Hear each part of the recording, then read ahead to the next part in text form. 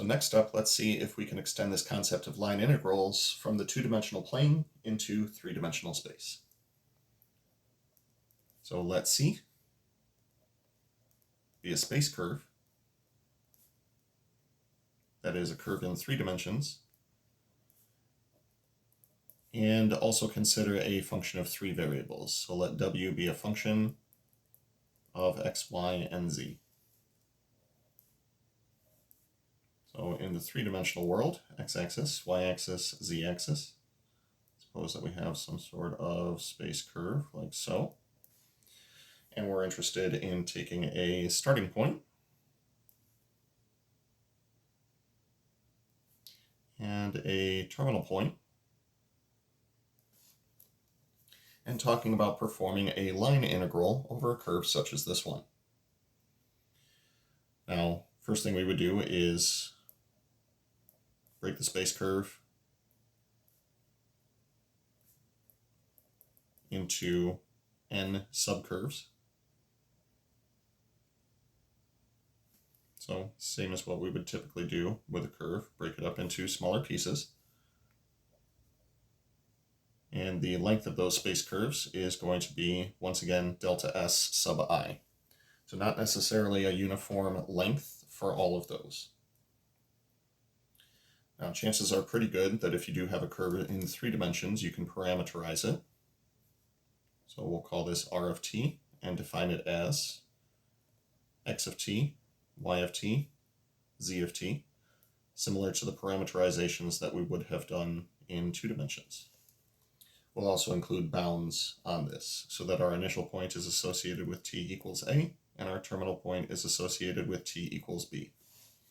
Then the vectors that are associated with these would be simply r of a, and this guy right here would be r of b. So we do as we have typically done. We pick a representative point from each of the subcurves. So pick a point from each subcurve.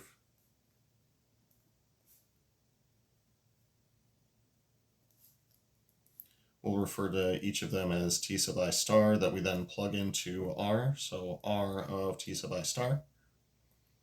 Then we'll plug those x, y, and z values into our function.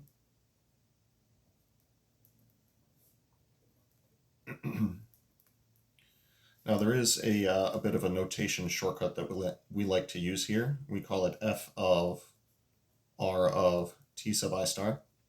What we're really saying is plug in the corresponding x value that you get, plug in the corresponding y value that you get, and plug in the corresponding z value that you get.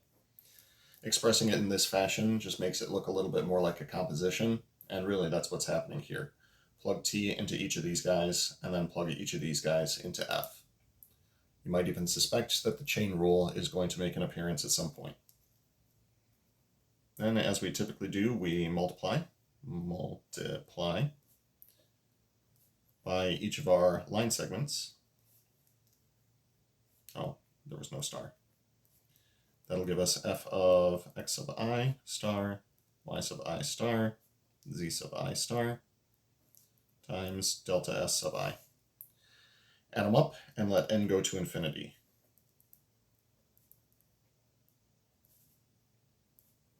So sum from I equals 1 to n of f of x sub I star, y sub I star, z sub I star, times delta s sub I, and then let n go to infinity.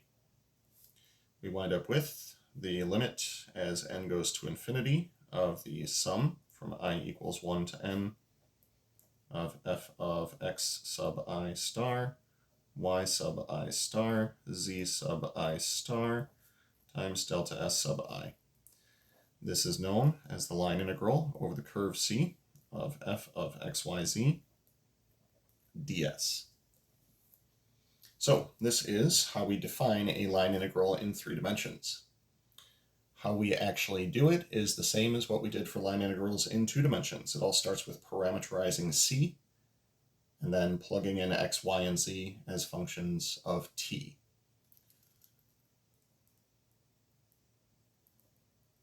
So parameterize c, and then get the integral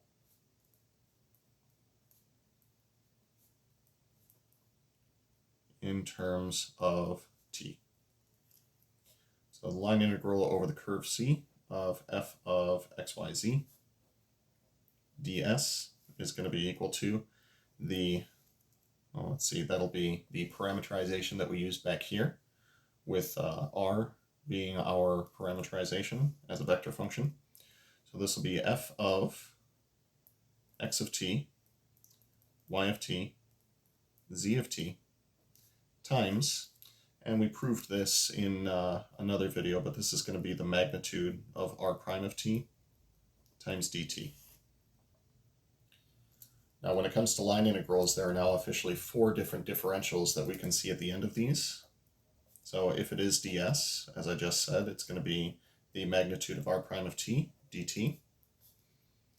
If we see a dz at the end of it, dz is going to be equal to z prime of t dt.